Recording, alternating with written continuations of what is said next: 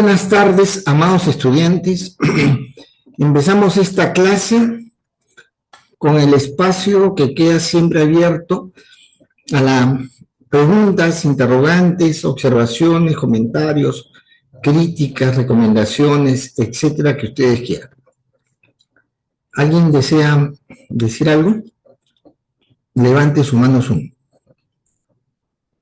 Ray, por favor. Profe, buenas tardes. No tiene que ver mucho con la clase, sino con...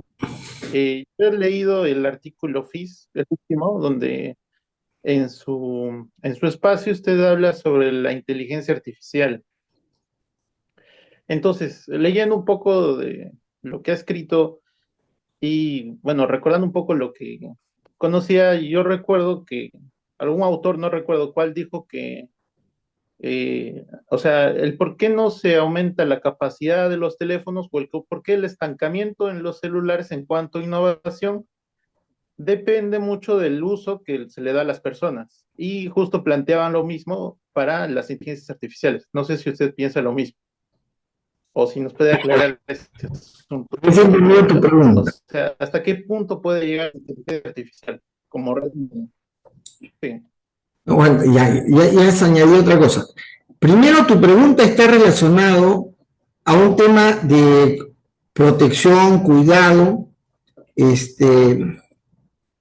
al efecto que puede tener un nuevo instrumento tecnológico.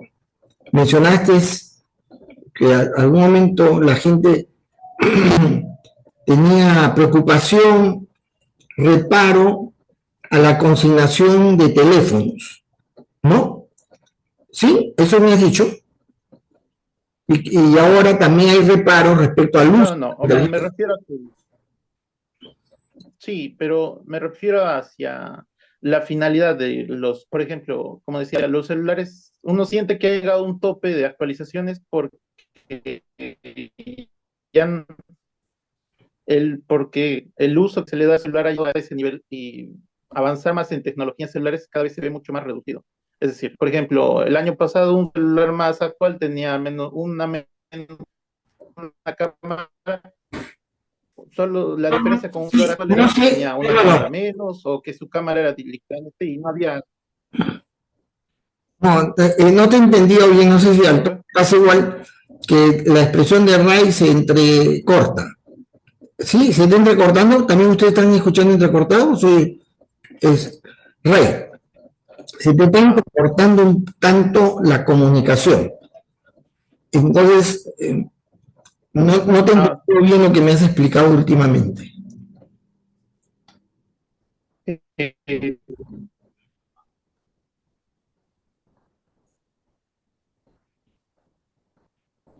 Su avance tecnológico cada vez es menor porque el uso que se le da al celular es el mismo. Es decir, el, el, el limitante sería las personas.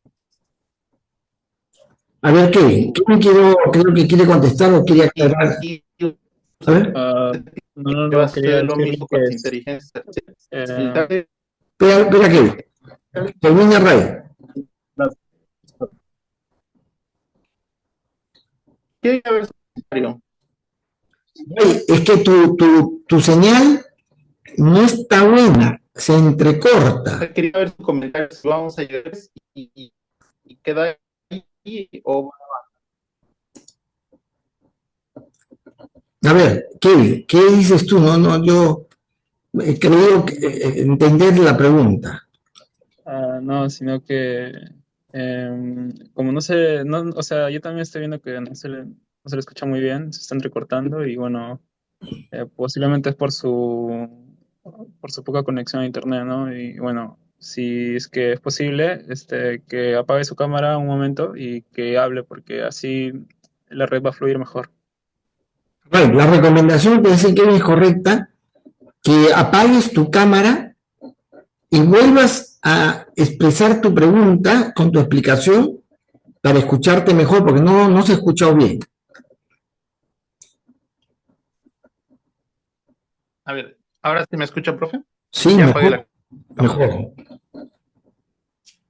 A ver, lo que yo decía era que la diferencia entre los celulares de ahora y los del año pasado, por ejemplo, es una pequeña actualización de cámara, un poco más. Es decir, ha habido un tope en lo que es la actualización, la mejora en esta tecnología de los celulares.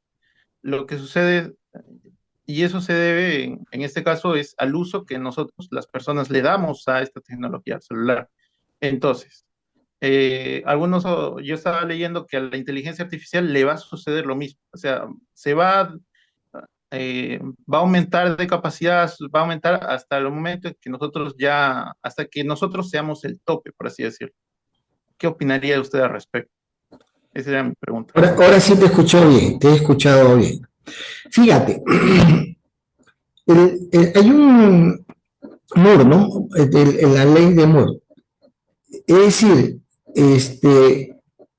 la aparición de una innovación técnica o tecnológica, como quieran decirle, que es todo tipo de innovación en cuanto a un constructo humano, toda innovación, va a caer en términos de interés, va a caer en términos de interés en cuanto el ser humano, las personas o el mercado encuentren utilidad, tanto en una necesidad que la tienen, una necesidad que es latente, como en una atracción o un atractivo que tiene aquello que te ofrece. ¿Ya? Puede no tener una necesidad central, pero te presentan un atractivo que genera en ti un interés. Y esa ofrecimiento tecnológico, va a cubrir tu necesidad o va a cubrir la expectativa que tienes con lo que se te ofrece. No está, ¿no? Estoy hablando yo a nadie. Oye, perdón, Ray, te estoy respondiendo ya inteligentemente. Estoy haciendo una elaboración tautológica y no me has estado escuchando. ¿Me escuchas ahora? Profesor, es que se ha desconectado de mi celular y obligatoriamente me he conectado por la computadora ya para... Ya, pero ¿me escuchas? Perfecto. Ay, Dios mío, no, ya no sé si voy a poder repetir lo que he dicho igual. Bueno, pero estaba diciendo que cuando se genera una oferta técnica o tecnológica, una inventiva nueva que va al uso de las personas, los seres humanos, que sale de la investigación, de la ciencia, y se proyecta a la industria o al consumo general, esto se engancha en la medida que hay necesidad de ello. Y si no lo hay, es porque hay un mecanismo que permite ofrecerte algo que te causa interés, ganas, ¿correcto? No has tenido la necesidad, pero tienes interés. Dices, sí, yo quiero ver. Entonces, son esos dos aspectos que en el desarrollo de la incorporación social, digamos, de la inventiva se produce. Hay cosa muy ingeniosa, pero, digamos, no hay necesidad de usarlo, no llega. No, entonces se le añade la búsqueda de utilizar un mecanismo que presente algo que resulte atractivo y que genere un interés aún. En esa medida entran los temas de innovación. Se le llama tecnológico, en realidad todo es tecnológico, todo lo nuevo que se construye es producto de una aplicación técnica, de la aplicación del conocimiento en un aspecto técnico que tiene un uso determinado. Muy bien. Entonces, si la vez pasada, no, ya lo he bajado, yo usaba los celulares iniciales que salieron chiquititos, con su tapita. Yo tengo esos, ¿ya? De esos celulares, que me encantan porque son pequeñitos. La tapita, cuando la abres, responde. Tenía su antenita. En esa época eran así los celulares. Y era muy cómodo para portar, para cargar. Ahora ya han crecido, ¿no? O sea, el celular casi tiene el tamaño de mi cara. Es decir, son grandes, no son ahora pequeños. Pero yo me he ido acomodando en el hecho de que Macías tiene mayor potencia, digamos, para yo comunicar. Mi celular, claro, ahora yo lo utilizo, he entrado también a la nota de utilizar el WhatsApp, el Facebook, ocasionalmente utilizo pues el Wise, ¿no? Utilizo ciertas funcionalidades que tiene mi celular. Y por lo tanto, cuando viene una oferta que me da esa posibilidad, la he utilizado, ¿no? También para el YouTube, uso mucho el acceso al YouTube. Bien, entonces, esa innovación progresiva va viniendo con el deseo de cubrir una expectativa, crear un interés. En la medida que cubra esa expectativa, satisface la necesidad, esa tecnología va a seguir avanzando. Cada vez que hay una nueva forma, no es que yo necesite todo eso, se ha hecho necesario ahora, porque todo el mundo se empieza a comunicar por el WhatsApp, todo el mundo, y es más cómodo, más económico además, ¿no? Por eso las tarifas de llamadas telefónicas se han reducido enormemente, casi se han eliminado las tarifas de llamadas, antes era por minuto, cada llamada. Ahora hay una cantidad, pero ya no hay cobertura, eso ha cambiado. Yo tengo necesidad básicamente de comunicarme, de que alguien se contacte conmigo. Por eso yo interrumpo la clase, ¿sí o no? Cuando me están llamando, y noto que trato de una llamada de alguien conocido, y alguna pregunta. Yo soy el hombre de las llamadas telefónicas, créanme. Por eso me disculpo con mis estudiantes para poder atenderlo, porque tengo mucho vínculo hoy. Claro que cuando estoy en clase no demoro, no me hago una conversación, una explicación. A veces me quieren preguntar, ellos me quieren explicar algo para yo darles una recomendación, decirles algo. En fin, ya no trato. O sea, cuando estoy en clase, yo les digo, no, disculpa, estoy en clase. No, pero quiero tratar esto, ya está bien, pero a tal hora, tal día, ¿no? Que lo choteo. Pero porque mi interés es comunicarme. Sin embargo, ya estoy enganchado con el tema del Facebook, ¿no? ¿Cuántos de ustedes son mis amigos Facebook? No tengo, no acepto estudiantes.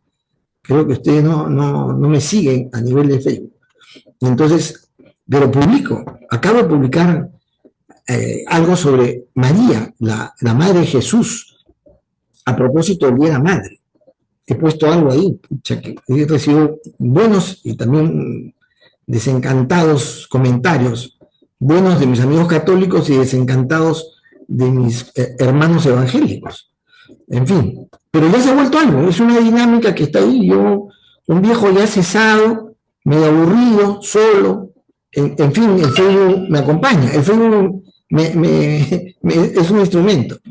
Quiere decir que todos los aspectos vinculados a una tecnología que satisface o atiende una expectativa de alguien, le va a dar a dicha tecnología su vigencia. Cuando esta sea reemplazada por una que añada otra expectativa o cubra mejor las necesidades, la reemplaza. Y así ha sucedido. Yo ya les he mostrado mi regla de cálculo, ¿sí o no? ¿Lo han visto, mi regla de cálculo? Maravillosa regla de cálculo. ¿Quién no se calculaba? Logaritmos, exponenciales. O sea, una regla era maravillosa, pero llegó un momento la calculadora. ¿Sí o no? Entonces, esa tecnología de regla de cálculo llegó a su fin. La tecnología de la calculadora llegó a su fin cuando aparecieron las PAL, ¿no? Esos equipos que tenían pantallita y además se podían comunicar, que se convirtieron luego en la notebook. En las netbooks. Posteriormente se convirtieron en netbooks. Las PAL en netbooks. Luego las notebooks que reemplazó las computadoras de escritorio, ¿no? Las desktop. Eso ha ido cambiando. Cada uno. Esta yo utilizo ahora todo en uno, ¿no? ¿Cómo se llama? One, algo así se llama, ¿no?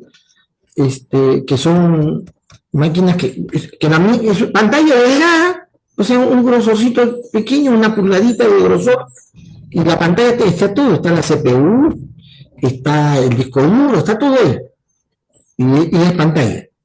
Y eso uso en mi escritorio, yo no tengo ni un mueble abajo, eso migró a eso y me resulta más cómodo. Además, las pantallas suelen ser más grandes. No uso notebooks, no uso. Tengo notebooks, ¿ah? Cuando voy a tomar pruebas, ustedes me han visto que en las pruebas, yo llevo mi notebook, pero solamente para eso. Me traslado con la notebook porque no quiero correrme el riesgo que en la máquina de la computadora me olvide un registro, una clave, cualquier cosa, eso llevo a mi propia máquina. Bueno, es decir, lo tecnológico va a avanzar en la medida que va cubriendo las necesidades y las expectativas del consumidor y además no ha sido sustituido por algo mejor.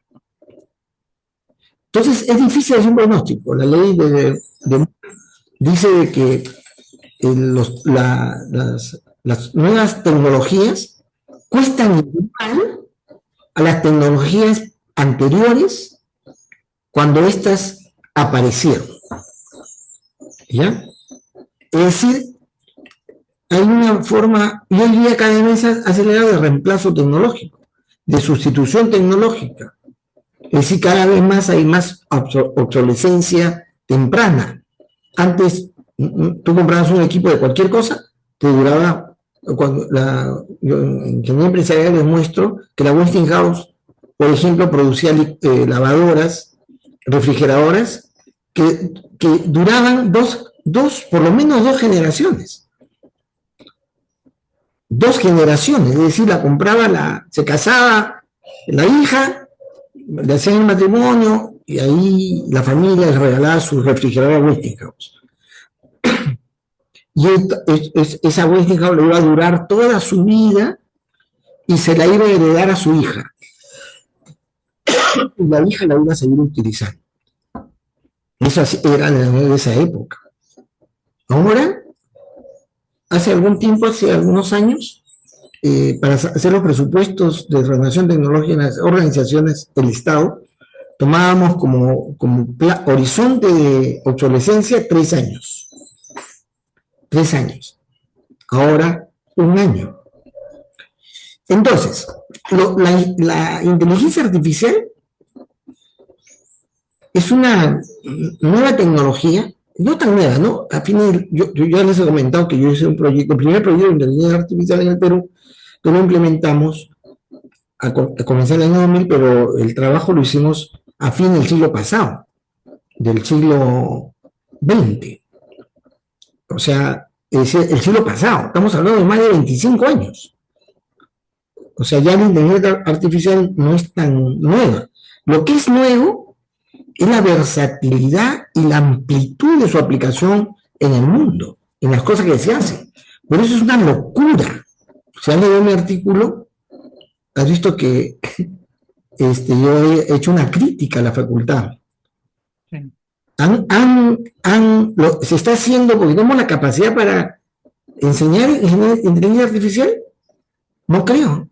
Muy poca gente se ha metido al tema de fondo de inteligencia artificial. La gente conoce lo que todo el mundo conoce. En segundo lugar, es que siendo la UNI, dentro de la UNI se han peleado por ver quién coloca esa especialidad en su facultad. Se trata de una competencia de quién se pone más a la moda, más al día en tema tecnológico. Eso se ha hecho y ganamos. Se puso el proyecto y la propuesta primero y le ganamos, pues, ¿no? La analítica de data parece que se va para ingeniería electrónica. También acá hubieron profesores que querían que acá ciencia de la computación estaba también en la FIS, pero algunos no estuvimos de acuerdo y colaboramos con la gente de la Facultad de Ciencias, colaboramos con ellos para que sean ellos los que saquen esa especialidad. Es competencia interna. Y segundo, la moda. ¿Cómo es posible que la UNI no encienda en él si todo el mundo está interesado por ella y que parte del quehacer ingenieril, sí o no? Pero yo opino que es un error fenomenal creer que la enseñanza de empresarial, la enseñanza de inteligencia artificial se lleve a una sola especialidad, que haya una especialidad de inteligencia artificial, como si hubiera un profesional de inteligencia artificial. No, la ingeniería industrial va a utilizar la inteligencia artificial en todos los instrumentos que tiene para procesos, para gestión. Es decir, la inteligencia artificial hay que enseñarlo a los industriales para utilizar los instrumentos de inteligencia artificial, para definir los requerimientos de inteligencia artificial, para definir o diseñar elementos y componentes tecnológicos para inteligencia artificial en la industria. De igual manera, en ingeniería civil, de igual manera en arquitectura, en ingeniería de sistemas más. O sea, el gobierno no pertenece a una especialidad. Es un tema transversal a todo el mundo. Yo ya, no sé si a ustedes les he contado, que voy a mi médico, cuando yo me estaba despidiendo. Y él me había mandado pruebas, diferentes pruebas, ¿no? Controles, de diferentes tipos, ¿no? El último control de un electrocardiograma que me hicieron justo cuando yo voy a hacer la consulta final, me hacen el electrocardiograma. Y todos esos datos de la caja de control de presión, de latido, una serie de pruebas te dan, también de la parte de sangre, porque se hace una serie de pruebas para determinar el riesgo cardíaco, ¿no? Tu nivel de colesterol, de triglicéridos, en fin, hay una serie de elementos de azúcar, todo eso, y todo lo había metido en un sistema. Y él me dice, voy a ver su estado, ¿no? Y como ahí me habían tomado el electrocardiograma, cargó y ciertos datos de lo que salía en el electrocardiograma, el nivel de hipertensión que tengo se elevó un punto. Está en básico, lo más elemental, pero se elevó un punto. Y me mostró la gráfica, ¿no? Que son el electro, pero lo que sale el electro, más el ritmo cardíaco, el tema de la presión, el nivel de respiración, etcétera. Todo estaba ahí. Y el sistema le va a dar al doctor la recomendación. No sé, ni siquiera hay una parte que es, él sabe leer, que está en idioma técnico médico, y hay otro que empieza a decir los elementos que debe ser, ¿no? El tema nutricional, el tema de ejercicio, de ahí salgo con la recomendación de caminar todo lo que puedo porque yo tengo una falencia he tenido, no sé, ya no me he hecho ese porque cuesta un montón de plata, de ¿cómo se llama? Creatinina fosfoquinasa. Entonces, toda esa recomendación de qué cosa debo tener está ahí. ¿Quién lo arma? Inteligencia artificial. ¿Quién debe estar preparado para su uso? El médico, ¿sí o no? O él va a tener que contratar a alguien de la UNI, de la inteligencia artificial, para que le configure esa herramienta que ya existe. La gente de la UNI va a formular nuevos algoritmos genéticos, nuevos procesos heurísticos para incorporar en la ciencia, en la inteligencia artificial. No. Y si se quiere hacer eso, debería ser, digamos, bajo un tema de investigación. Un momentito, por favor.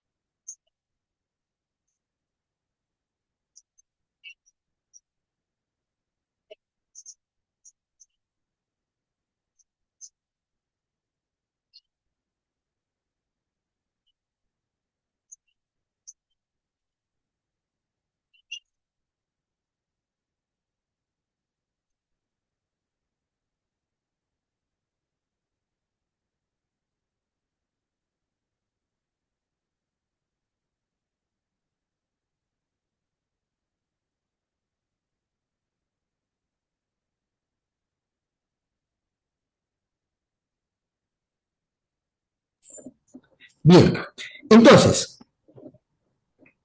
este conocimiento es un conocimiento de la inteligencia artificial de desarrollo que va a seguir, no sabemos, no hay una expectativa, posiblemente luego será reemplazado.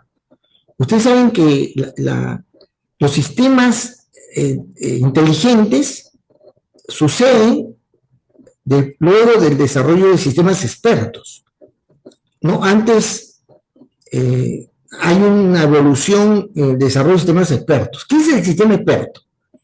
Es un sistema que ha sabido almacenar la correspondencia que hay entre datos que constituyen un escenario determinado versus el resultado que esto produce. Conjunto de datos que, ¿no? Yo puedo, digamos, decir cuál es, o sea, pedirles a ustedes una serie de datos de ustedes antes de que entren, cuando entran a clase o al curso, de sus promedios de notas, sus notas en cursos anteriores, pedirles su condición económica, social, hacerles un test, ¿no?, de psicotécnico, hacer una serie de pruebas y registrarlo. Y luego, al final del curso, ver cuál es su nota promedio. Entonces, yo tengo una serie de datos de ustedes, y luego tengo, de repente añado a eso un promedio de notas de sus prácticas, de sus exámenes, también añado su asistencia, ¿ya? Constituye una línea de datos. Y como resultado final de su actuación en el curso, su promedio de nota final. A cada uno de ustedes. El siguiente ciclo lo mismo con todos los estudiantes. El siguiente ciclo lo mismo con todos los estudiantes. De pronto, una herramienta estadística sencilla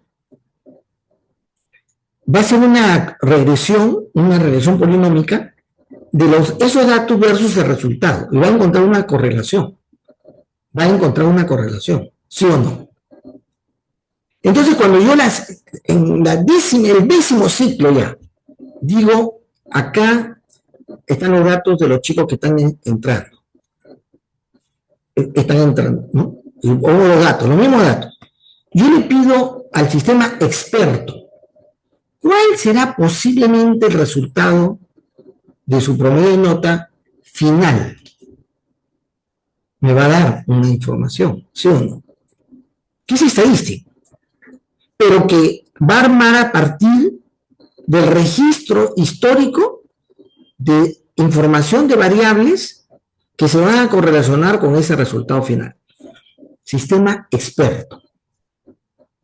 Es fácil de hacerlo, ¿sí o no?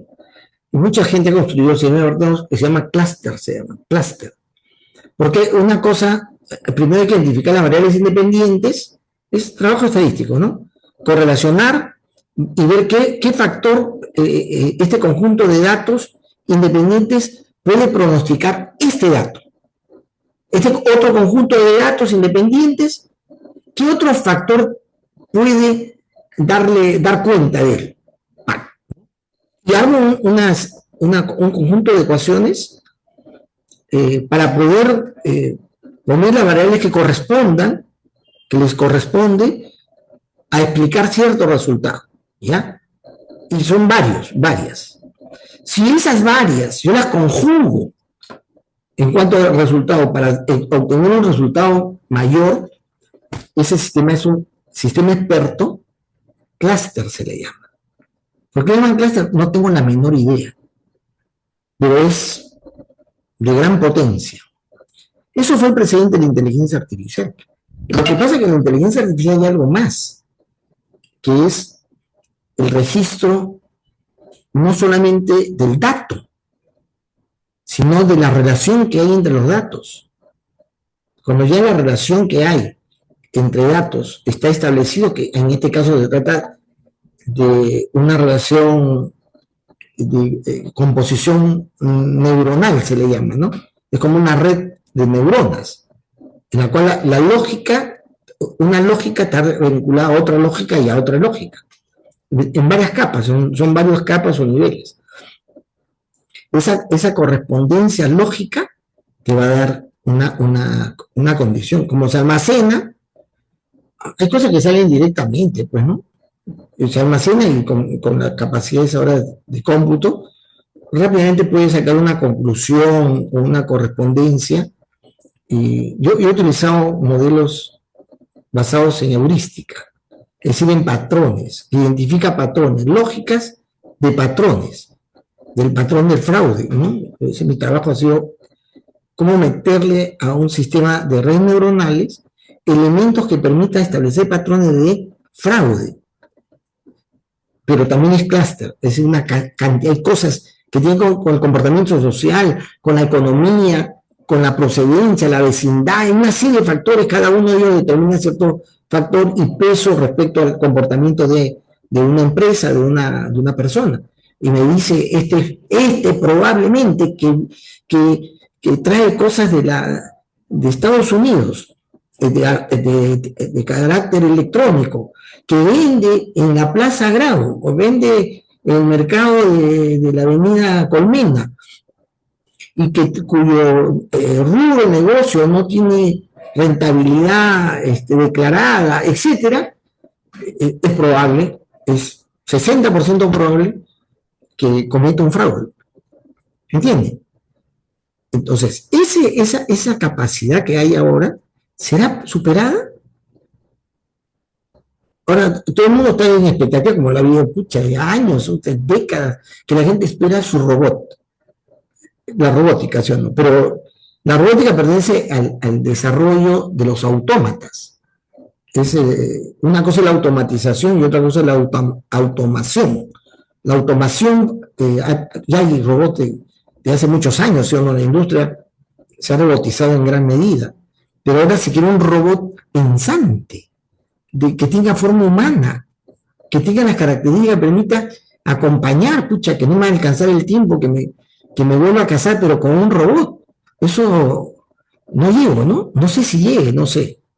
Pero la inteligencia artificial, la que está ahora, está tratando, está llegando a ser útil para ciertos sectores, para ciertas especialidades. Y la gente lo espera. Además, está siendo asequible. Uno se baja los agentes inteligentes y lo puedes implementar tú mismo. Si mi médico ha bajado su paquete, pum, ha aprendido a alimentarlo, no sé si le ha costado, es free, o la clínica le ha provisto, pero pucha que... Él también ve y él saca conclusiones que conoce, porque es un viejo doctor. Pero también ha comprobado, pues, por eso lo usa, que el sistema inteligente se acerca, pues, al diagnóstico, se acerca a la recomendación. Él puede recomendar algo, y lo ve en la computadora y se refuerza eso. Entonces, es útil. Repito, no sabemos. Lo que es necesario es difundir, implementar. Ustedes tienen que exigir, como ustedes, esta generación pasiva, pues, ustedes tienen que exigir que la ingeniería de sistemas no se desaparezca, que lo están queriendo hacer ya decididamente la gente de la facultad, ¿no? Pero además que se incorpore, se añada los temas de inteligencia artificial a ciertos cursos, para que ustedes sepan el tema en base, pero al ingeniero de sistema le interesa cómo se utiliza. Eso es lo que le interesa más. Que lo construya la gente de ciencias. Ellos construyan la base matemática, heurística de los modelos de inteligencia artificial. En algunos casos, el ingeniero de sistemas se ha metido al tema de ciencia, ya como, ¿cómo se llama el profesor? Que es el jefe de investigación, se me dio el nombre. Ya, él se metió en ciencia de la computación, le gustó. Pero muy poco se dan. Lo que el ingeniero de sistemas debe saber es cómo utilizarlo. Cómo en un marco general de necesidad organizacional, social, regional, puede meter ciertos instrumentos y formar parte de una solución más completa. Porque tú vas a meter, yo he metido inteligencia artificial en el tema de la determinación de riesgo, pero hemos tenido que preparar a los especialistas para que al mirar el resultado que le da el sistema inteligente, pueda saber con cuidado cómo, dado que sospecha, ¿no? Es riesgo. O sea, el sistema inteligente te dice, hay la probabilidad en un 75% que este tipo tenga mercancía que está subvaluada o que esté escondida. Entonces el especialista hay que prepararlo para que si le da ese diagnóstico, ¿qué hacer? ¿Cómo actuar? Hay que preparar a la gente, o sea, no entra solo. También, ¿a dónde lo utilizo? ¿Para qué lo utilizo? En nuestro caso fue para la semaforización del control. Color rojo, hay alto riesgo. Color ámbar, mediano riesgo. Y color verde, no hay riesgo, hay muy poco riesgo. Eso es lo que te da. Entonces, esa personalización, el sistema debe saber hacerlo. Pero tiene que haber cursos, o no, o los cursos que hay deben incorporar contenidos vinculados al uso de la inteligencia artificial. No sé si ya te dormiste, si estás ahí, si me has escuchado, si he contestado bien tu pregunta. Bueno, gracias, profesor. La verdad no esperaba que se explayara tanto y sí,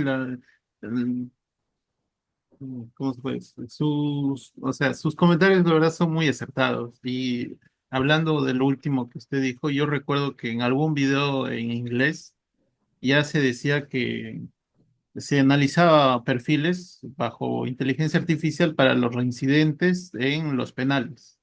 Lastimosamente se hablaba de esto se hablaba de esto porque lo dieron de baja porque muchos de estos reincidentes eran personas, bueno, estos posibles reincidentes eran personas de color. Entonces se señalaba la IA que bueno, tenía un cierto sesgo en ese sentido.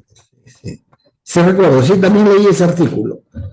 Es que los que diseñaron la perfilación que hicieron inicialmente en los datos que se seleccionaron,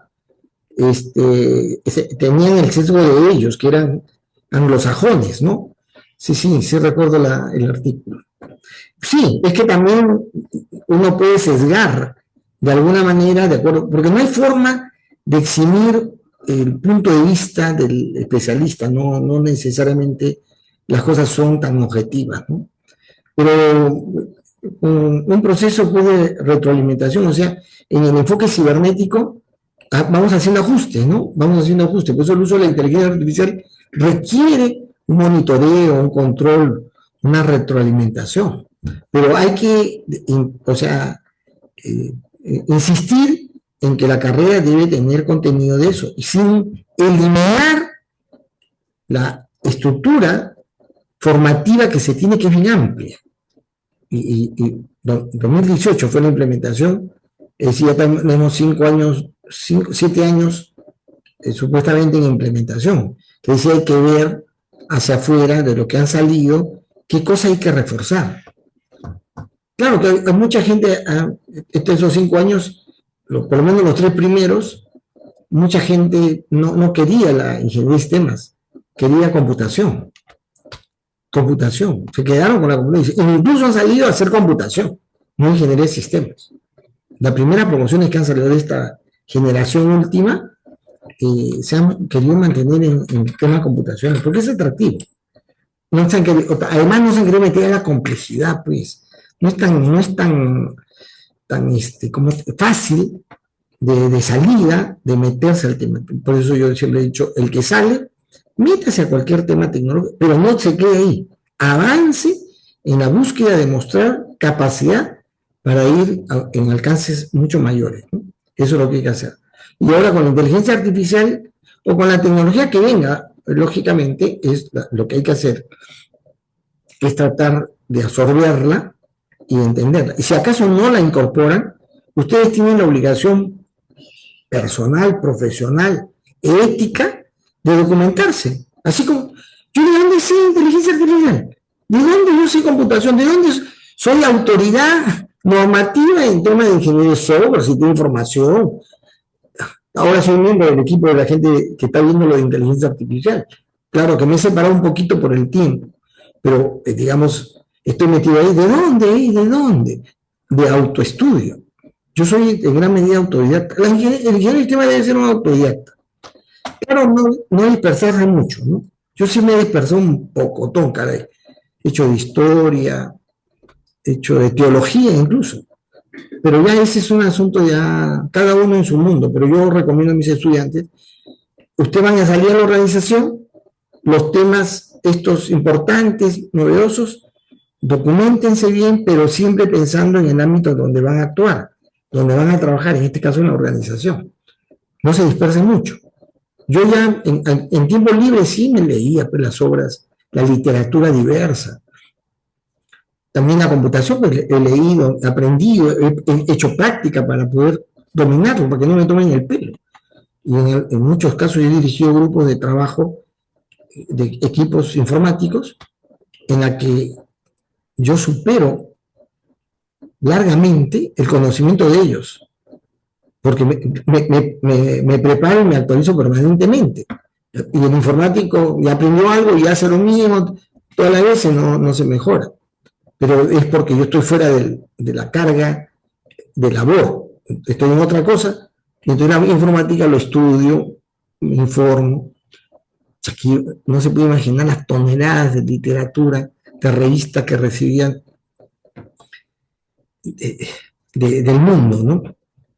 Porque me suscribía a todos y leía. Pues, ¿no? Bueno, jóvenes, ¿qué más? ¿Alguna otra pregunta? ¿Alguna otra inquietud?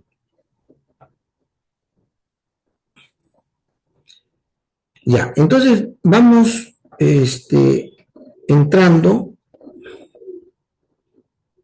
a nuestro tema.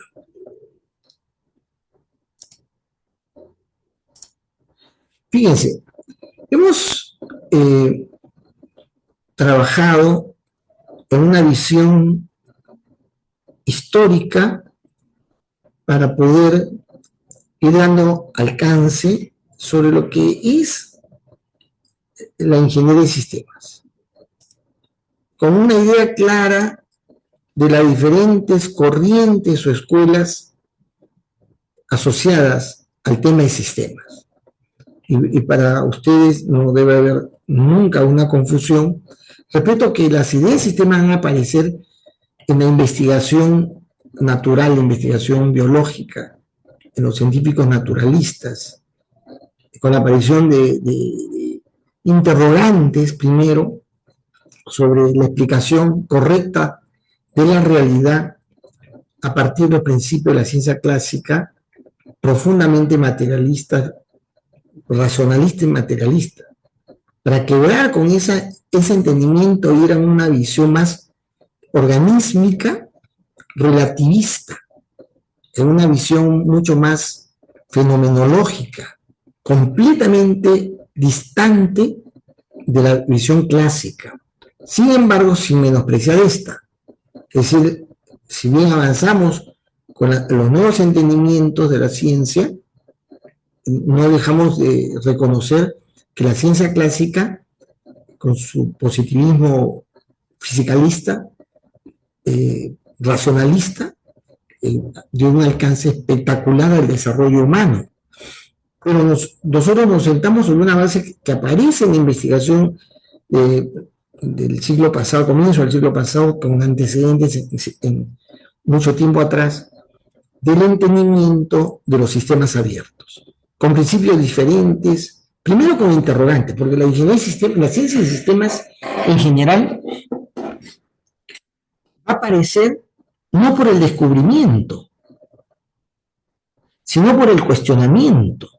Es decir, las ideas de sistemas es resultado, es germinado, porque los científicos se plantean interrogantes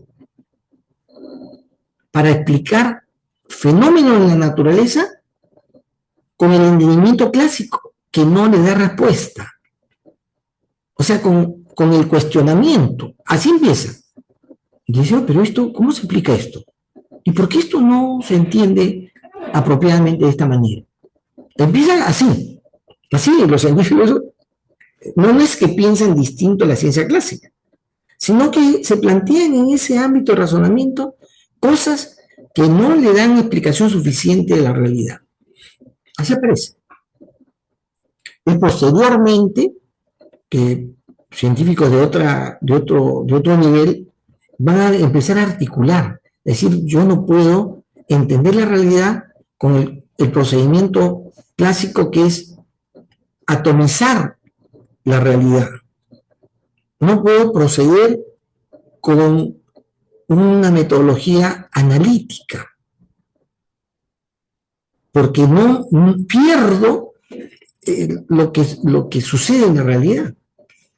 Empiezan a formular ya los alcances, de la manera como, y ya ese es un segundo momento, que los científicos naturalistas van a sentar los principios, las bases conceptuales para un enfoque de sistemas.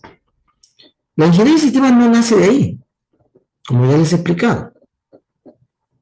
La ingeniería de sistemas se le llama así, ingeniería de sistemas, cuando en la Segunda Guerra Mundial querían construir artefactos o formular estrategias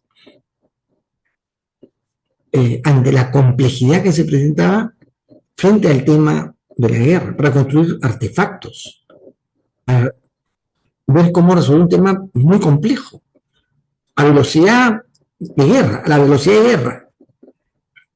Es decir, ahí aparece lo que se le va a llamar, ¿qué cosa es eso?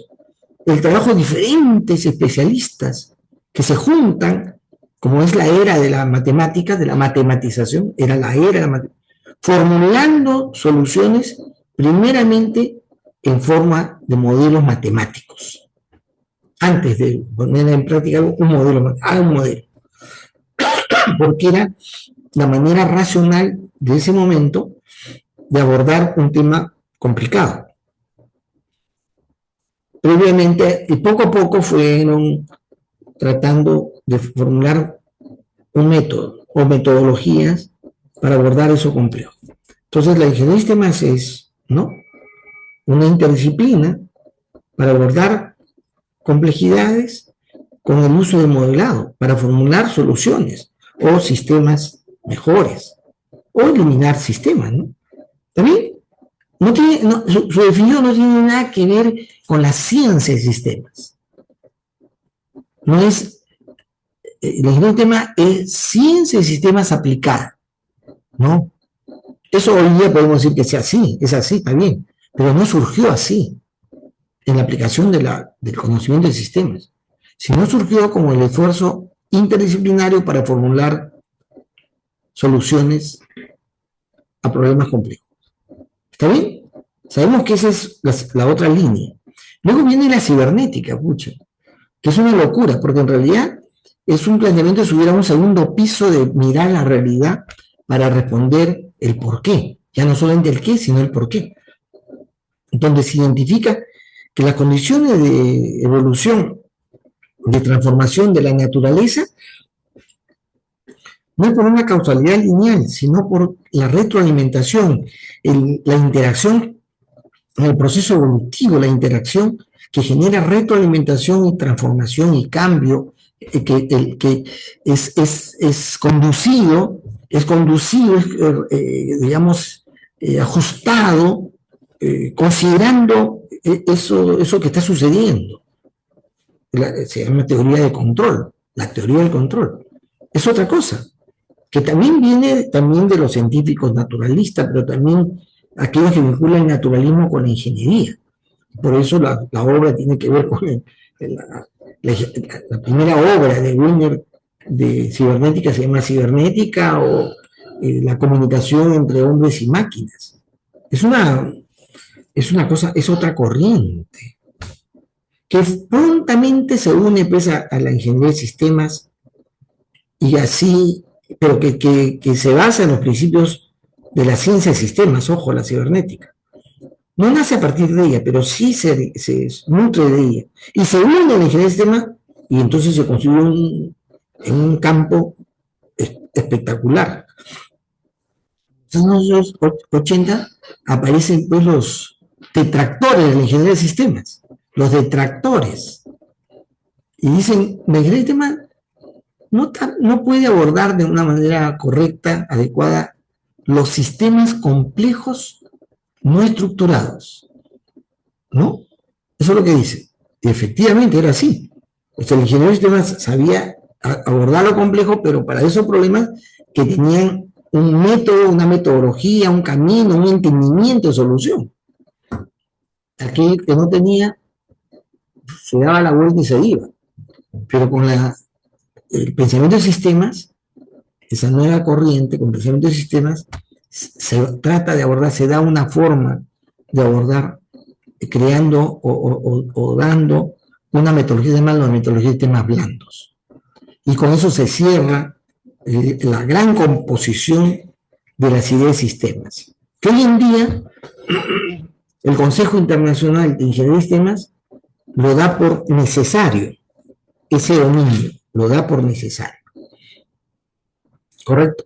Mire, hemos hablado de esa evolución y los conceptos que están ahí, desde el enfoque de sistema, los principios del sistema, etcétera, y hemos ido viendo cómo llega a tener un auge la ingeniería de sistemas, gran importancia. En los países como el nuestro, donde la mediocridad académica y profesional nos invade, nos domina incluso, ejerce el poder, ha sido difícil difundir y extender. En otros países más desarrollados no. Los grandes universidades, los grandes centros de desarrollo industrial aplican la ingeniería. Me acaba de preguntar del Consejo Luis, no me acuerdo su apellido ahorita, ¿cuáles son los proyectos en los que en Perú se está trabajando con ingeniería de sistemas? Si no, no he podido responder. Me ha dado roche, me he hecho el enfermo. Bueno, estoy enfermo. Entonces, él ha propuesto hacer un trabajo de investigación y buscar financiamiento para que quiera investigar sobre dónde en el Perú se aplica la ingeniería de sistemas. Y la verdad es que no sucede, ¿no? O sucede muy poco. No es que no sucede, sucede muy poco. Justamente acabo en esa publicación que he hecho, me he puesto un like el ingeniero Fernández, Luis Fernández, que es uno de los impulsores del tema de ingeniería de sistemas en las empresas, ¿no? Hay, pero es necesario enfatizar aún más, porque todavía el mercado no nos reconoce como tal. Bueno, y es así, aparece la ingeniería de sistemas en el Perú, años 7-4, empieza a formarse ingeniería de sistemas, en una definición de contenido que se hace en los años 60. Y se introduce. Perdón, un segundito.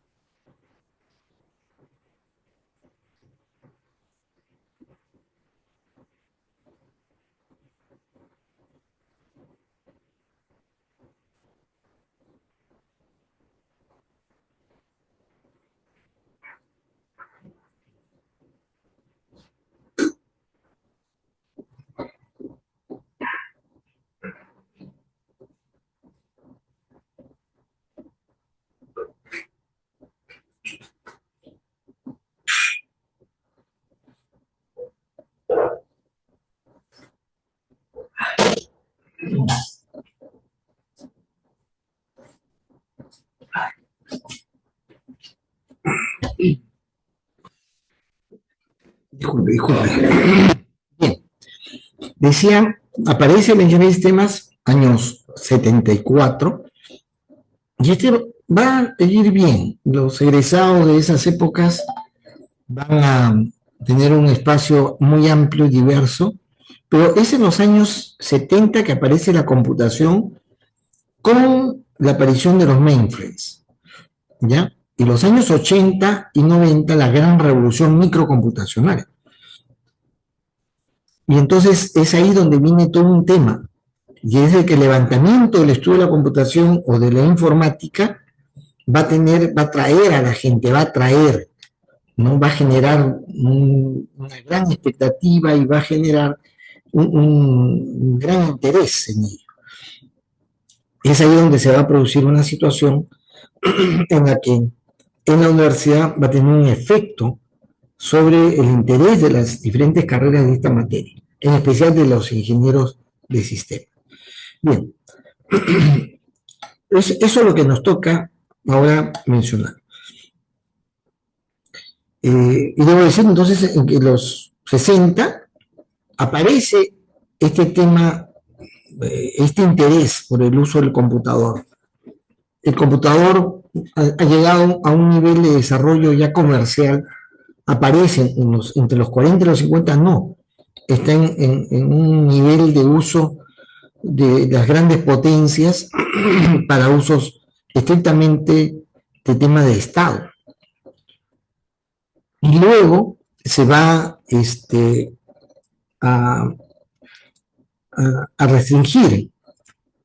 Es en los años 70, quizás en los 60, a fines de los 60, ya hay la posibilidad de adquirir un computador. Cuesta carísimo, pero son computadores gigantescos, ¿no? Ocupan espacios muy grandes. Son computadoras que requieren un acondicionamiento de refrigeración especial, porque sus sistemas electrónicos son grandes y generan mucha emanación de calor. Entonces requieren todo un sistema de refrigeración muy intenso. Entonces, algunas universidades lograron alcanzar. Nosotros tuvimos una computadora analógica en el primer centro de cómputo, que fue, no sé más centro de cómputo, era el Laboratorio de Matemáticas de Ingeniería Mecánica. Es ahí donde llegó la primera computadora, analógica y luego digital. Entonces, en el año 64, el Laboratorio de Matemáticas de Ingeniería Mecánica apareció la primera computadora digital, que fue precisamente una IBM 1620. Algunos tienen otro dato. Cuando he escuchado a algún expositor, también tío, hablar sobre este tema, me ha dado otra referencia. Bueno, he entrado en duda si es exactamente la IBM 1620 o cualquier otra, pero no importa, porque tenía muy bajo nivel de, ¿no? 32K, imagínense. Estamos hablando ahora de teras, de gigas y teras, ¿no? Se utilizaba tarjeta perforada para ingresar los datos en los programas, y el desarrollo de conocimiento original fue para procesar datos. No era para automatizar procesos, menos para proveer información a las organizaciones, no. Era procesar datos, censos, estimaciones de modelos matemáticos, etc. Y por eso en las universidades como la UNI se va a difundir el estudio del Fortran. En los años 70, nosotros, el primer curso de computación que se recibe en la universidad, toda la universidad, todos los estudiantes de todas las carreras estudiaron el Fortran.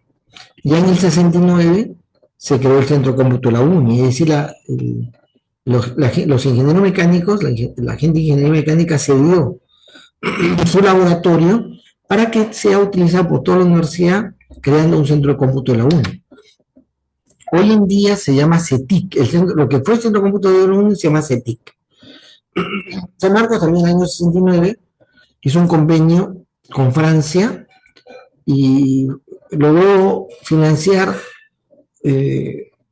la compra de un computador, también un computador 1130, para lo que ellos tenían necesidad, digamos, ¿no? Ahora nosotros, es una historia que por corroborar, la primera computadora digital que tuvimos nosotros dice que fue una donación, otro dice que la compraron. Lo cierto, de lo que yo sé, es de que IBM lo vendió a la UNI con un compromiso de pago que nunca se hizo. Pero como en la economía, si tú tienes un producto que vendes o donas, de todas maneras tienes que pagar un impuesto. Tienes que pagar un impuesto. Y habiéndolo vendido a la UNI y la UNI no haberle pagado, es decir, haberle metido cabeza con la compra, para evitar el pago del impuesto, se dio la figura de que hubiera sido como una donación, regularizándose el no pago y además para eliminar la posibilidad del pago de impuestos, según la información que yo tengo, ¿no? También la Universidad Católica organizó en esa misma época su centro cómputo y también adquirió una computadora 1130.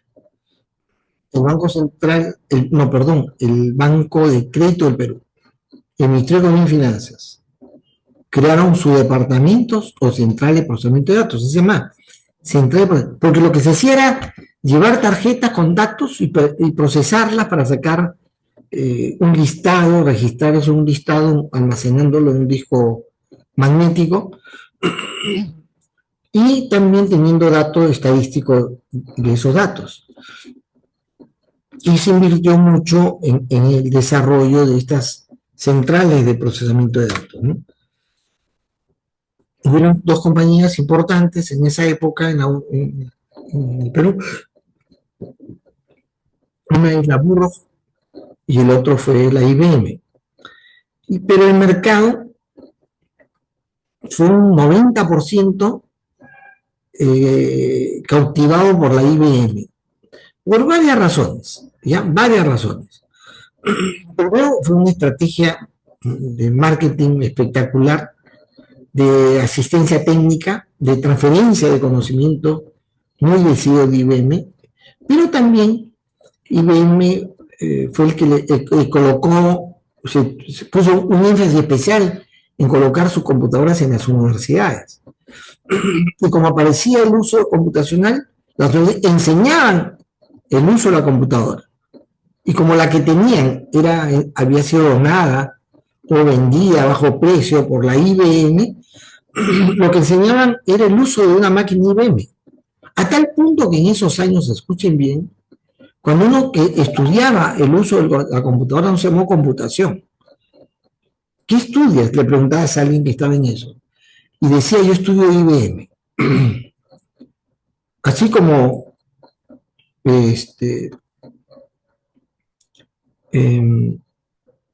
algún momento, no sé, ¿ustedes han escuchado, han mascado chicle? ¿Quiénes han mascado chicle? Ustedes no han mascado chicle nunca, ¿no? ¿Ya? ¿Quién ha mascado chicle? También Ray. Walter es el único que no ha mascado chicle. Bueno, chicle es el nombre de la marca. La marca se llama Chiclex. Chicle, se quedó. Lo que se masca es goma de mascar, se llama. El nombre del producto es goma de mascar. Y la marca es Chicle. Chicle Adams, ¿no? El más antiguo. ¿También? Es el nombre.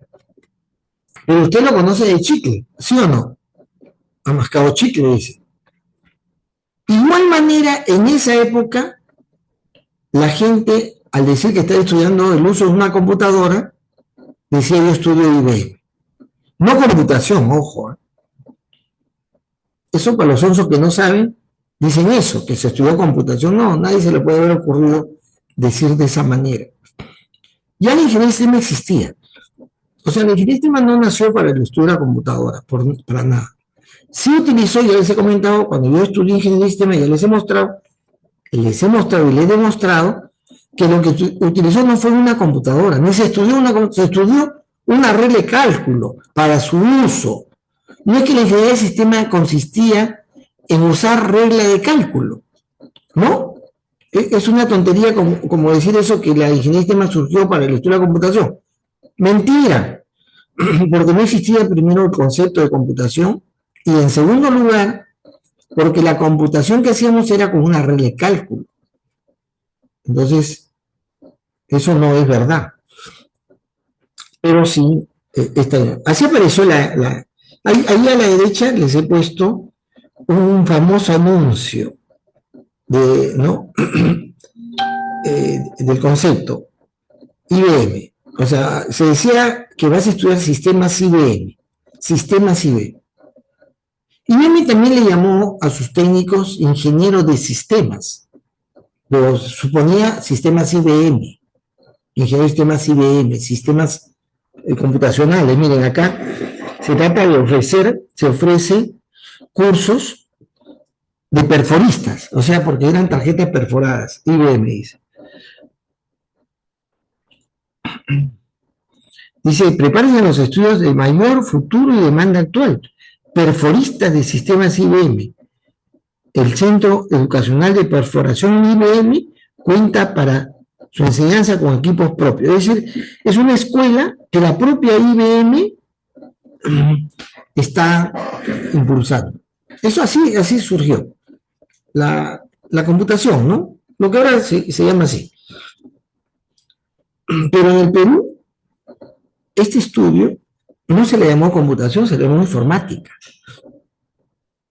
Yo trabajé en la primera oficina informática del Perú, se llamó OFINE, que pertenecía al Ministerio de Finanzas, Oficina de Informática y Estadística.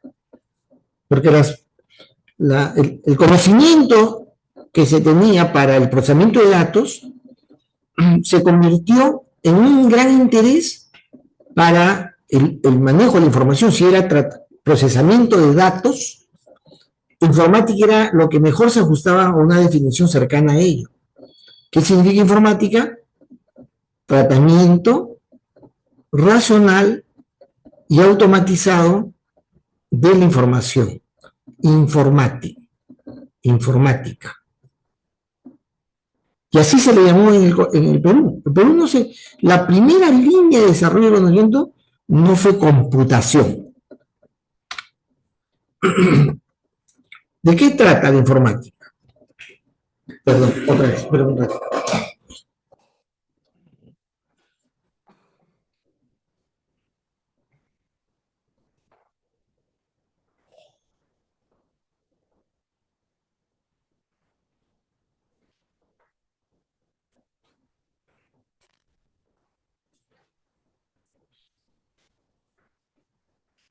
Disculpen, jóvenes, la semana pasada esto fue una bronquitis horrible, todavía no se me va. Bueno, ¿qué es la informática? Dice, la informática es la disciplina encargada del estudio y aplicación de métodos, procesos y técnicas para el desarrollo de soluciones con el uso racional y automatizado de la información. Y esto pone como punto central el uso de la información. El uso, ¿no? Uso racional y automatizado de la información. Es el uso racional y automatizado de la información. El foco es la información, no es el dato. Al cual, Glenn es el que dirige este grupo, el profesor también, Javier Canchano, están queriendo convertir el sistema en una especialidad para el tratamiento de datos, retrocediendo en el tiempo al siglo pasado. Pero la informática no iba al dato, iba a la información. Le interesaba ver cómo usar mejor la información en la organización. Lógicamente con el apoyo de la computadora. Lógicamente. La informática viene junto con la computadora. La computadora viene para el procesamiento de datos y luego en el Perú se busca que ese procesamiento del dato nos lleve a un uso racional de la información. En ese sentido, o sea, la computación se refiere a la aplicación de conocimiento, metodologías, técnicas, herramientas que fueron diseñadas o pensadas con el objetivo de diseñar los componentes de un sistema computacional o de sistemas que operan o se accionan en una computadora. Esa es la computación. ¿El foco cuál es? El computador. Su composición, su uso. En la informática, su foco es la información.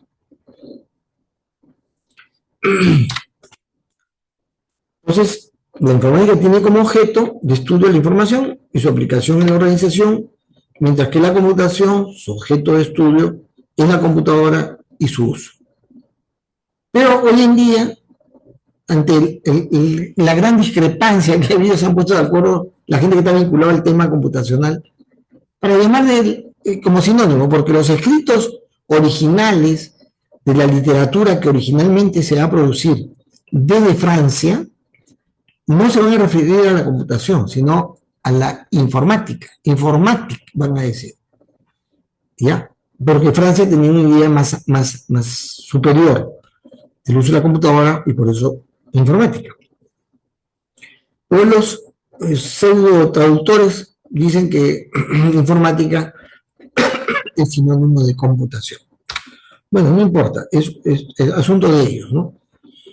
Las entidades autorizadas o de mayor autoridad respecto a la formación en el campo, en este campo, ¿no? El campo de la computación, informática, como quieran, es la Association for Computing Machinery. O sea, es la asociación de la maquinación computacional, por decirlo de una manera, ¿ya? De la instrumentalización computacional, la ACM, que fue fundada en el año 47 como la primera sociedad científica y educativa acerca de la computación, y también otra de las entidades autoritativas en esto es la IEEE, el Instituto de Ingeniería Eléctrica y Electrónica, que es una organización muy antigua, más antigua que la ACM, que la IEEE, es muy antigua. Desde que aparece la electrónica, se asocian los ingenieros electrónicos, luego los ingenieros eléctricos. Yo digo a veces electricistas, pero los ingenieros eléctricos no quieren que se llame ingenieros electricistas. El electricista es un técnico, digamos, en electricidad, ¿no? Bueno, pero son las dos entidades que sacan las normas respecto a lo que se debe enseñar y en qué se debe ocupar la gente de computación. Y esta es una representación que yo quiero con ello, no, es la penúltima lámina. Darles a mostrar, quizás ustedes ya lo conocen, ya lo han visto antes. Quienes lo han visto antes, levanten la mano. Futsum. No lo han visto. Muy bien. Esta es una representación muy bonita de un esquema hecho por el famoso John von Neumann, al cual se le ha dado el nombre de él, arquitectura von Neumann. ¿Correcto? ¿Por qué se le ha dado ese nombre? Porque él es el que lo ha definido para poder darle un marco de construcción de la computadora a quienes estaban interesados en ello. Von Neumann es un matemático, ojo, ya les he leído la manera como Neumann revoluciona el entendimiento en el campo de la fisicoquímica y en el campo también propiamente matemático, de la lógica, que es un enfoque en sistemas. Su aporte va por muchos lados, en la parte económica, el tema de la teoría de juegos, hay una parte muy amplia en la bomba atómica, que participa como parte del equipo. También uno de sus aportes colaterales. No es el gran, claro que el de computación va a sentir que von Neumann es un dios, ¿no? Está en el centro del aporte. Pero para Neumann no. Lo que él hace es hacer un diseño de cómo debería arquitecturarse. Una arquitectura es un conjunto de componentes que se relacionan para que pueda lograr un propósito establecido. Un sistema, la arquitectura es un sistema, pero es un sistema de relaciones, de componentes y relaciones. Entonces, von Neumann define cómo debe estar construido un computador. Ya la parte técnica de su construcción ya depende del electrónico, de quien lo haga, ¿no? Pero conceptualmente, ¿cómo debe estar constituido? Y él dice son tres componentes fundamentales de un computador. La unidad central de procesamiento, o llamada CPU, que sí la han escuchado ustedes. El otro es el componente, la memoria, el otro componente se llama memoria, que no es el storage, ¿no? No es el storage, no es el almacén. Es un componente del computador donde se van a almacenar las instrucciones y los datos que se van a procesar. No es storage, es memoria. Memory en inglés, ¿no? La memoria. El tercer componente es, o componentes, ¿no? Pero componente es las unidades de entrada y salida, las unidades de entrada y salida. ¿Ya? Son tres componentes, unidad de entrada y salida, memoria y CPU. Así de simple. Arquitectura muy mismo. La unidad de entrada y salida es todo aquello que se utiliza para que ingresar o mostrar los datos. Son las unidades input-output. Por ejemplo, la pantalla que estamos viendo ustedes es una unidad de salida, ¿correcto? También las ondas sonoras en las que sale mi voz es una unidad de salida, que es el parlante, ¿sí o no? Es una unidad de salida. Yo tengo mi mouse, que lo muevo. Es una unidad de entrada, porque yo puedo mandar una señal con el mouse, es una unidad de entrada. El teclado, yo también puedo teclear, en fin, algo, y es una unidad de entrada. Entonces, esos los componentes. Todo ello, todo esto, esta arquitectura tiene un mecanismo de comunicación que permite relacionar cada componente entre ellos, para que cada uno haga su función. La función de las unidades de entrada y salida es registrar, hacer incorporar, servir como intermediario en la comunicación hombre-máquina, entrada-salida, ¿correcto? La memoria es un dispositivo en la cual yo voy a almacenar las instrucciones y los datos. Pero los datos que van a ser procesados. No datos para almacenarlo por un tiempo, que esos son los storage. ¿No? Bien. En una computadora ustedes van a encontrar un disco duro. Es un storage. Ustedes van a encontrar a la mano un USB. Yo estoy utilizando ahorita un disco duro externo. Porque esa es una recomendación que me han dado para darle velocidad a mi computadora, no se cargue con el almacenaje en el propio disco duro de la computadora. Muy bien.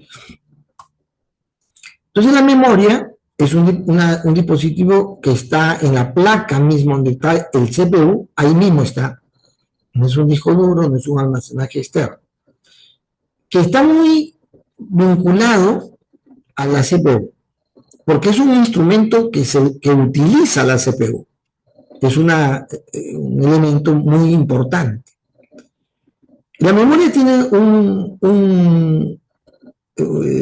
digamos, un componente que es la memoria propiamente dicha, memory, que es un conjunto de celdas. de celdas, un conjunto de celdas. Cada celda está compuesto por 8 bits, más un bit de paridad. Bit, ¿saben lo que es un bit, no? Me imagino que eso sí lo han visto, ¿no? Un bit es la unidad mínima registrable. La unidad mínima registrable es un bit, que señala prendido, apagado, 1, 0. Es un bit, ¿no? Y cada 8 bits es un, ¿cómo se llama? Cada 8 bits, ¿cómo se le llama? Byte. Es un byte. Entonces, el byte es la mínima unidad direccionable. Es la mínima unidad de registro es el bit. La mínima unidad direccionable es el byte. Pero el recojo de información es por buffer, por un buffer. El buffer es el que puede leer un conjunto de celdas o de bytes, y ese es otro concepto, que se inicia con lo que se llama la palabra. La palabra. Es decir, cuando se lee de la memoria se lee por palabras. Y la palabra es un conjunto de 4 bytes, 8 bytes, 16 bytes, dependiendo la capacidad que tiene un buffer, es decir, una memoria intermedia de transferencia. Buffer es una memoria intermedia de transferencia.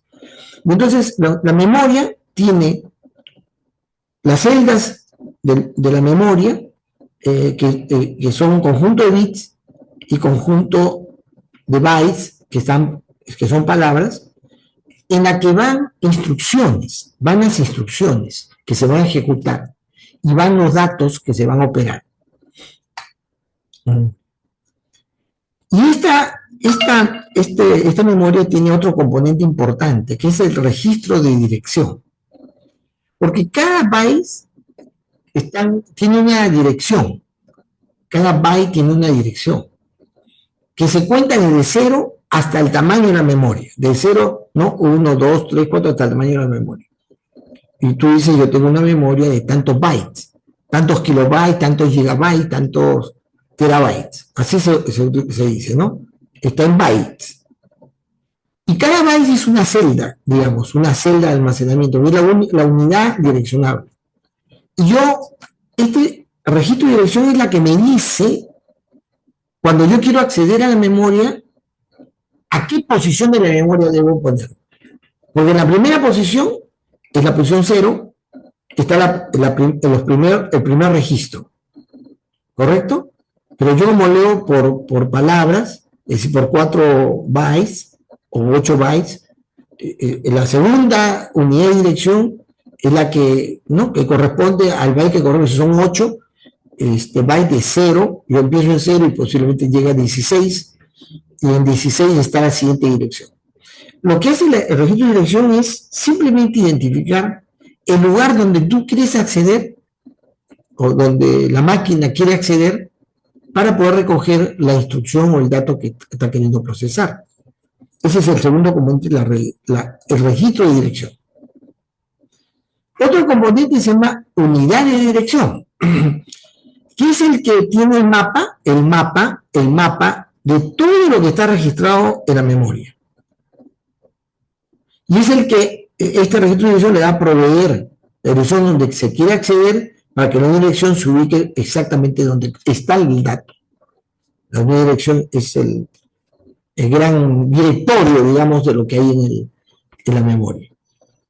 Y hay otro componente que se llama buffer, lo que les he mencionado, buffer, que es el instrumento intermedio que permite el ingreso y salida de los datos, que va a llegar a donde el registro de dirección señale a través de la unidad de dirección, o va a extraerse al buffer de la memoria, lo que el registro de dirección ha indicado a través del monitoreo de la unidad de dirección. Y así va a entrar y salir los datos o las instrucciones. O sea, van a salir o entrar datos e instrucciones a la memoria dependiendo lo que la unidad de proceso quiera hacer. Tanto datos como direcciones se van a movilizar a través de un bus. Los datos en el bus. Los datos van a correr y las instrucciones van a correr en un bus. Así se llama bus. Es el canal a través del cual viaja esa información que estoy buscando o estoy entregando. Bus. Y tag, el tag es también por ahí, es la misma vía, pero en una conducción diferente, que es las microinstrucciones que la computadora tiene para poder hacer las operaciones de sus componentes internos, que lo gestiona el sistema operativo. El sistema operativo va a generar instrucciones o mecanismos que se van a transferir a través del TAG. Datos y direcciones, datos, instrucciones, TAG, los comandos que se utilizan para que la computadora funcione. El tercer componente se llama unidad central de procesamiento, o CPU. Este tiene tres elementos fundamentales. El registro de instrucción. Acá lo que pasa es que la CPU ejecuta instrucciones. Entonces, cuando se va a correr un programa, ese programa que se ha colocado en la memoria, se jala la instrucción a través del requerimiento de dirección, se jala la instrucción y ¡pac! Se va a poner acá, el registro de instrucción. Es una instrucción. Si fuera datos, va a ir acá. Lo que salga de la memoria, si es instrucción, va a venir al registro de instrucción. Si es dato, para operarlo, va a venir acá en estos dos registros. Se llama registro general y el registro de coma flotante. El registro general pueden ser alfanuméricos y el registro de coma flotante son numéricos. Son los espacios en el cual llega la información del dato para que se ejecute las operaciones que el registro de instrucción indica. Para que ejecute las operaciones que el registro de instrucción, que la instrucción indica a través del registro de instrucción. Y la unidad de control, la UC es una unidad de control. La unidad de control es la que sincroniza la incorporación de la instrucción, la ejecución de las operaciones, tanto el registro general, el registro de coma flotante, y devuelve el resultado o hace el requerimiento, el resultado que se almacenó en la memoria, o requiere una nueva instrucción para ejecutarse. Este conjunto de registro general y registro de coma flotante se le llama también a ambos unidad aritmética y lógica. A unidad, porque se aplican la CPU aplica su capacidad lógica y su capacidad aritmética. Por eso se llama unidad aritmética lógica. Porque todas las operaciones en la CPU son aritméticas y lógicas. Las operaciones más complejas se descomponen en operaciones aritméticas lógicas más simples y unitarias, ¿no? En eso constituye la arquitectura del computador, la arquitectura física del computador. Preguntas. Si las hay, ¿no? Sí, Kevin, dime. Profesor, bueno, lo que entendí acerca de lo que usted está hablando del CPU, de la acción de la acción que hace, era de que, bueno, RI, o bueno, lo voy a abreviar ya. RI, o sea, rescataba de las instrucciones, si mal no me equivoco. UAL, o bueno, lo que es el registro general y RSF, se almacenan, o sea, la instrucción de los datos, la información de los datos, mejor dicho. Y UC sincroniza eso para que ¿cómo se puede decir? Para que se procese, algo así. Correcto. Se ejecuta la instrucción. Se ejecuta la instrucción, que es una instrucción que hace operaciones lógicas o hace operaciones aritméticas. Esa es la que sincroniza. Además, permite dar la señal de resultado que va a tener que viajar a la memoria, donde se almacena, ¿no? no quedan en la unidad aritmética lógica, no quedan en la CPU. La CPU solamente opera, pero opera con esos componentes. Pero también para esa es otra instrucción aparte, si no me equivoco. ¿No cómo? No. Para, para, para que se envíe esa Eso son comandos del sistema operativo, no son instrucciones en lenguaje de desarrollo, en lenguaje para ejecutar instrucciones. Eso cuando tú aprendes el Java, aprendes algún idioma, un lenguaje, el Python, esos son lenguajes de desarrollo para desarrollar algún tipo de operación. Pero el sistema operativo tiene sus microinstrucciones que van a viajar a través del TAG para que pueda sincronizarse los diferentes componentes del computador que el sistema operativo maneja, ¿no? Entonces, ahí va. Esa indicación de que la operación se ha hecho y hay que grabar el resultado es sistema operativo. Y eso viaja por el TAG. Sistema operativo es el camino. Eso es lo que vamos a ver ahorita. Ojalá que me alcance el tiempo. La arquitectura de software. Software se debería traducir como programas. ¿Qué es un programa? Es un conjunto de instrucciones que hemos mencionado, que va a la memoria y se ejecuta en la unidad, en la CPU, unidad de procesamiento de datos. Es un conjunto de instrucciones que la computadora puede interpretar y ejecutar, ordenadas de tal forma que puede resolver un algoritmo, un problema lógico matemático o ejecutar una acción. Ese es el programa. Un programa es un conjunto de instrucciones que la computadora puede interpretar y ejecutar, ordenadas para resolver un algoritmo, un problema lógico matemático o una acción. ¿Ya? También se dice software. Software es traducción de programa. Y se hace uso de la expresión software de base o programa de base al conjunto de programas que permite administrar los recursos de la computadora y ejecutar los servicios complementarios. Es lo que estamos mencionando que va por el TAG. Son esas microinstrucciones que pertenecen al sistema operativo, que está en el software de base. El Unix, el Windows, son el software de base, ¿no? Y ese software de base está compuesto por el sistema operativo propiamente dicho, por los traductores y por los utilitarios, que son un conjunto de instrucciones que ejecutan de manera rápida ciertas acciones comunes, permanentes que se dan en la computadora. El refrescar la pantalla, por ejemplo, es un utilitario el que lo hace, ¿ya?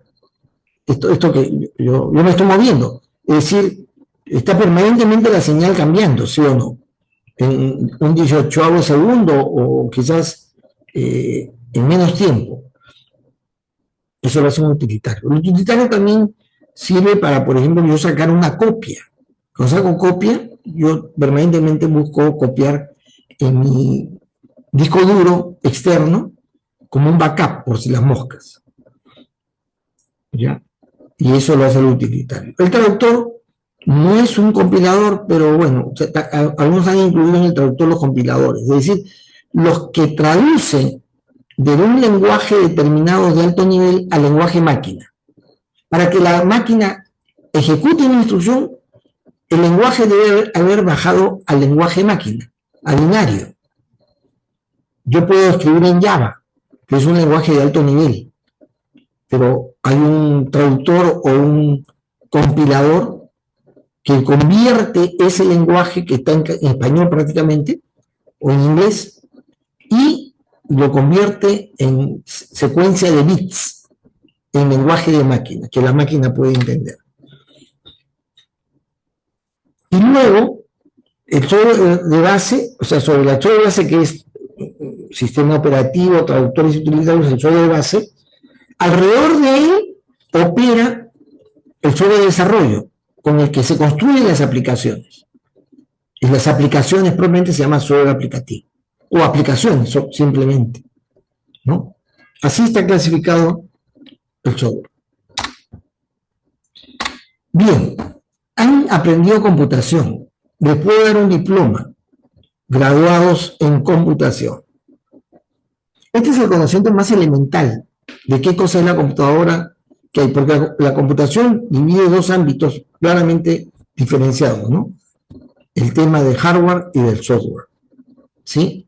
También hay otro campo que es las telecomunicaciones. Es otra materia, pero es de la transmisión de esos datos, esa información, vía medios digitales o electrónicos, ¿no? Muy bien. Entonces, ahí quedamos hasta la próxima clase. No se la pierda. Vamos a terminar hablando sobre el tema computacional en una medida que es un tema que necesitamos también conocer, que forma parte de esa historia de la ingeniería de sistemas en el Perú, que le ha implicado muchas cosas, ¿no? Si hay alguna pregunta. Si no hay preguntas, entonces, jóvenes, nos encontramos el día miércoles para cerrar esta parte. Muchas gracias.